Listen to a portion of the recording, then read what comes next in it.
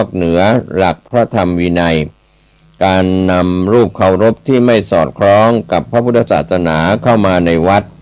เป้าหมายคือการดึงศรัทธากลับสู่แก่นคือปริยัติการเรียนปฏิบัติการทำและนิเวศคือผลจากการเรียนการทำอย่างแท้จริง 3. ปรับโครงสร้างองค์กรเงินเดือนพระนิตยพัฒน์เพื่อให้การทำงานคล่องตัวขึ้นมหาเถรสมาคมมศ.มีมติยุบรวมกลุ่มภารกิจจากเดิม6ด้านเหลือเพียง4ด้านหลักก็ได้แก่การปกครองและฐานข้อมูลเน้นทำ Big Data พระถึงวัดทั่วประเทศการศึกษาพัฒนาหลักสูตรให้ทันโลกแต่คงไว้ซึ่งพระธรรมวินัยการเผยแผ่รวมงานปฏิบัติธรรมและพระธรรมทูตเข้าด้วยกัน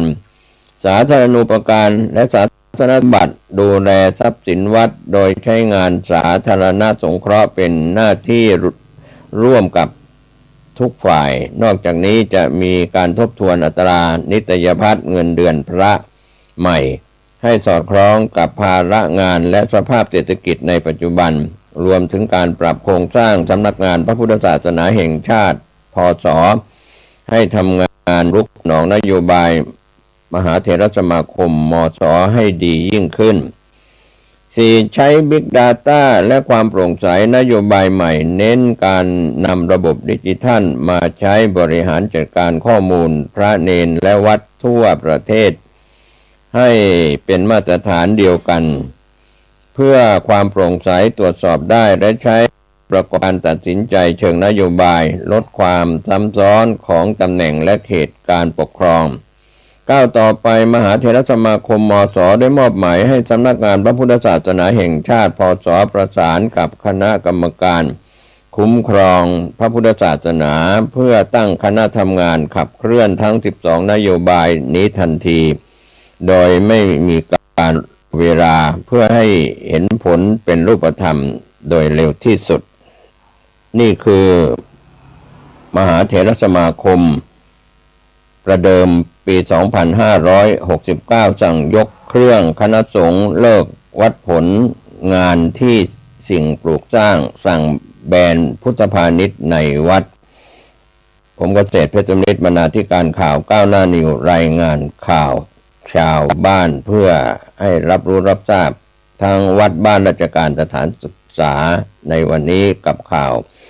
มหาเถรสมาคมปรับในหลายเรื่องที่เกิดขึ้นเกี่ยวข้องกับพระพุทธศาสนาและวัดวาอารามต่างๆในภาพรวมทั้งประเทศสวัสดีครับท่านผู้ฟังที่เคารพในส่วนของธรรมสาระวันนี้ผมเกษตรเพชรสำริดวิทยากรก็จะได้แบ่งปันความคิดดีๆนะครับวันนี้ถือว่าเป็นสิริมงคลเรียกว่าธรรมะนั้นไม่มีเก่าไม่มีใหม่นะครับพระธรรมพระวินัยเป็นตัวแทนขององค์สมเด็จพระสัมมาสัมพุทธเจ้า 2,500 กว่าปีจนถึงปีนี้และก็จะมีต่อไปยังไม่หมดไม่สิ้นนะครับท่านผู้ฟังพระธรรมคำสอน 84,000 พระธรรมขันธ์รวมทั้งพระวินัยถ้าพูดถึงพระไตรปิฎกนะครับซึ่งเป็นวินยูชนผู้รู้ดีรู้ชอบก็ขอให้ทำความเข้าใจว่าตัวแทนของพระพุทธองค์ไม่ได้ทรงแต่งตั้งพระสารีบุตรพระโมคคัลลานะทั้งที่พระสารีบุตรเป็นอักษาวกเบื้องขวาพระโมคคัลลานะเป็นอักษาวกเบื้องซ้ายและเหล่าอริยสงสาวกในสมัยพุทธอินเดียโบราณนั้นก็เป็นพระอรหันต์เป็นผู้บริสุทธิ์ก็ไม่ได้ตั้งเป็นตัวแทนของพระพุทธองค์หลังจากเสด็จดับขันธปรินิพพานจนนับปีพุทธศักราช 2,500 กว่าปีมาจนถึงปีนี้ดังนั้นพระพุทธศาสนาจะอยู่ได้นะครับท่านผู้ฟังผู้มีปัญญาเราแบ่งปันความคิดกันช่วยเหลือกันทั้งบรรพชิตอรหัตทั้งมนุษย์อมนุษย์ทั้งหลายมนุษย์ก็คือมนุษย์บนโลกใบนี้นะครับไม่ว่าจะเป็นชาวชมพูทวีปหน้ารูปไข่อย่างพวกเราปุพพวิเทหทวีปอยู่ทางทิศตะวันออกมีอายุ 700 ปีเป็นอายุไขมีศีลห้าบริสุทธิ์นะครับชาวปุพาวิเทหทวีปอยู่ทางตอนเหนือก็คืออุตรกุรุทวีปมีอายุ 1,000 ปีมีศีลห้าเป็นนิจศีลเป็นศีลปกติของชายหญิงที่เป็นมนุษย์นอกจากนั้นอัปราโคยานทวีปอยู่ทางทิศตะวันตกนะครับก็มีอายุ500 ปีมีความเป็นอยู่คล้ายๆเทวดานะครับก็มีอายุไขแน่นอน500 ปีแล้วก็ถือศีลห้าเคร่งครัดในศีลห้าเป็นหลักปฏิบัติในชีวิตประจำวันก็เรียกว่าแดนมนุษย์3 ทวีปไม่ว่าจะเป็นปุพาวิเทหทวีปมีอายุ700 ปีมีศีลห้าเป็นพื้นฐานของความเป็นมนุษย์อุตรกุรุทวีปอยู่ทางตอนเหนือมีอายุ 1,000 ปีมีศีลห้าอัปราโคยานทวีปอยู่ทางตะวันตกก็มีศีลห้าอายุ500 ปีแต่ชาวชมพูทวีปเราอยู่ทางตอนใต้อายุขึ้นลงเพราะเรื่องของศีลห้านี่แหละครับท่านผู้ฟังเพราะการปฏิบัติแค่ศีลห้าเนี่ยจะเป็นพื้นฐานของความเป็นมนุษย์ที่สมบูรณ์บริบูรณ์จริงๆขอให้เราได้รักษากันกฎหมายก็ศักดิ์สิทธิ์ไม่จำเป็นต้องมีศีลห้าในแต่ละประเทศแต่ว่าศีลห้าสำคัญยิ่งกว่ากฎหมายที่จะตรากฎหมายบัญญัติกฎหมายไว้ในแต่ละประเทศถ้าเรามนุษย์ในชมพูทวีป100 กว่าประเทศทั่วโลกทำไมต้องมีกฎหมายเพิ่มเติมเข้ามาเพราะในต่างประเทศอาจจะไม่ได้พูดถึงศีลห้าตามหลักคำสอนในทางพระพุทธศาสนาแต่ความเป็นมนุษย์ที่จะสมบูรณ์ทุกชาติทุกศาสนาของชาวชมพูทวีปเราถ้าขาดศีลห้าฆ่าสัตว์เป็นอาจินลักทรัพย์เป็นอาจินเสพกามผิดเป็นอาจิน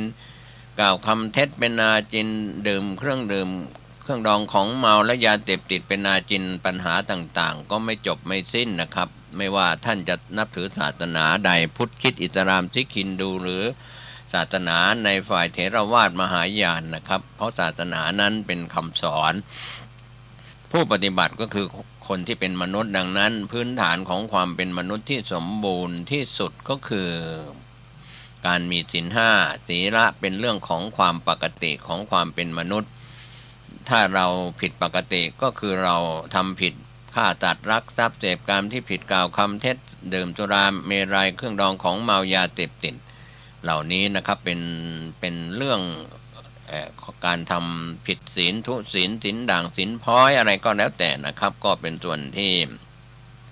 เราควรจะคิดจะพิจารณากันดังนั้นเราชาวชมพูทวีปนั้นอายุไขขึ้นลงก็เพราะศีลนี่เป็นยุคของการลียุคก็ยุคแห่งการเข็นฆ่าก็อายุก็ลดน้อยลง100 ปีลดลงไป1 ปี100 ปีลดลงไป1 ปีจากสมัยพุทธกาลอายุขัยของมนุษย์100 ปีตอนนี้ลดลงมาเหลือ75เพราะว่าคนทำผิดศีลมากขึ้น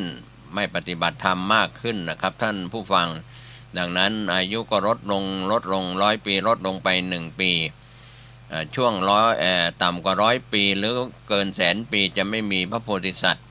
ที่เป็นตนบุญที่ได้รับการพุทธพยากรณ์จากพระพุทธเจ้าในอดีตที่เป็นนิยตมหาโพธิสัตว์ไม่มาตรัสรู้พระศรีอริยเมตไตร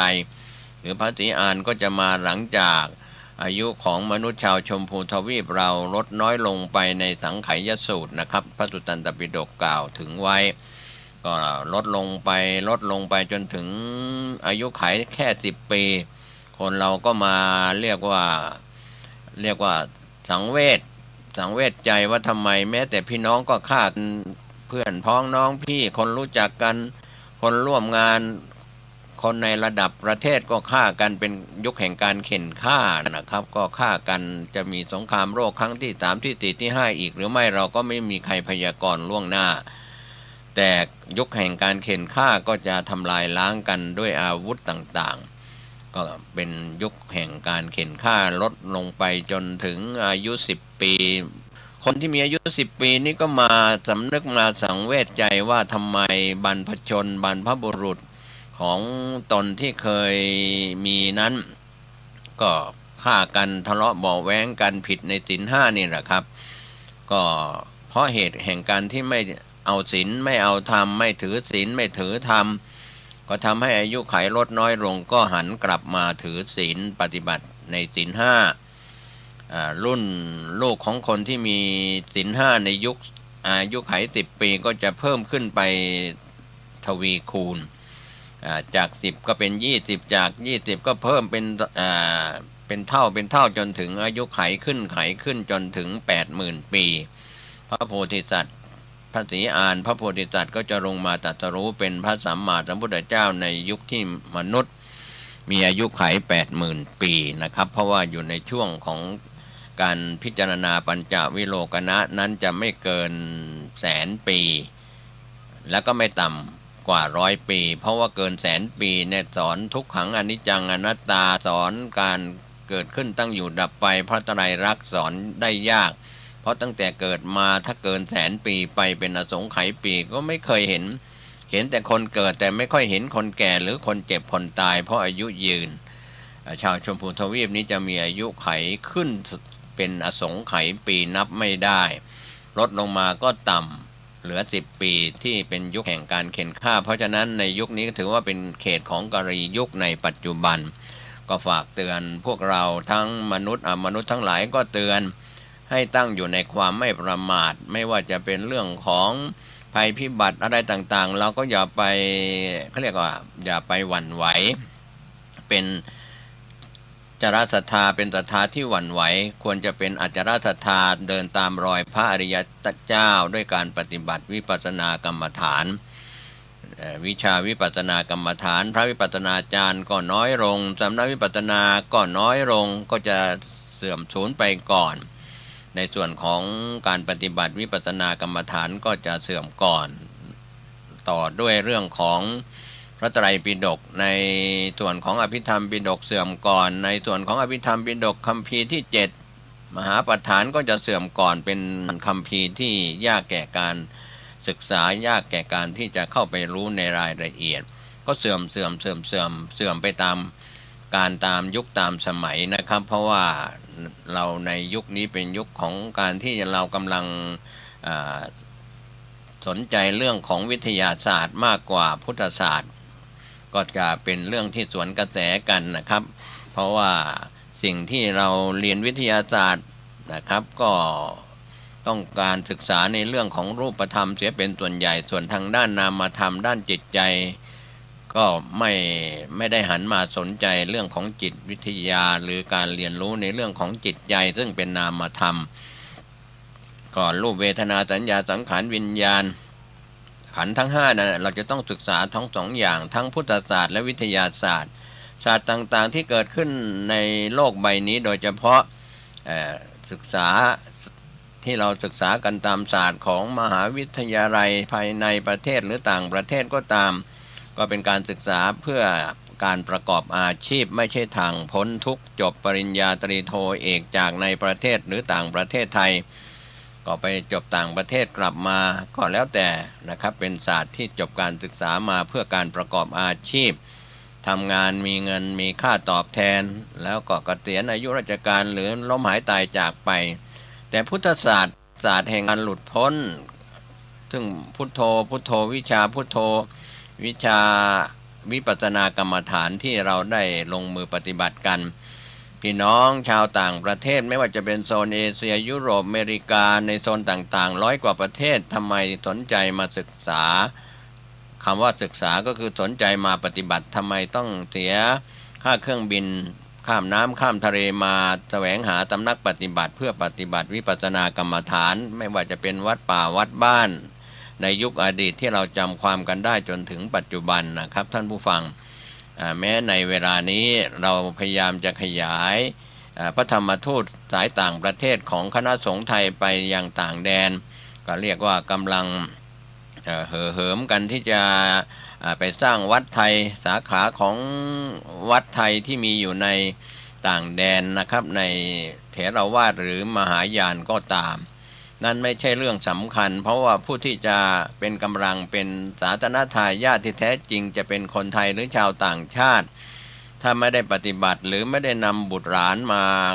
เข้าสู่ร่มเงากาสาวพัสเป็นพระภิกษุเป็นสามเณรในปัจจุบัน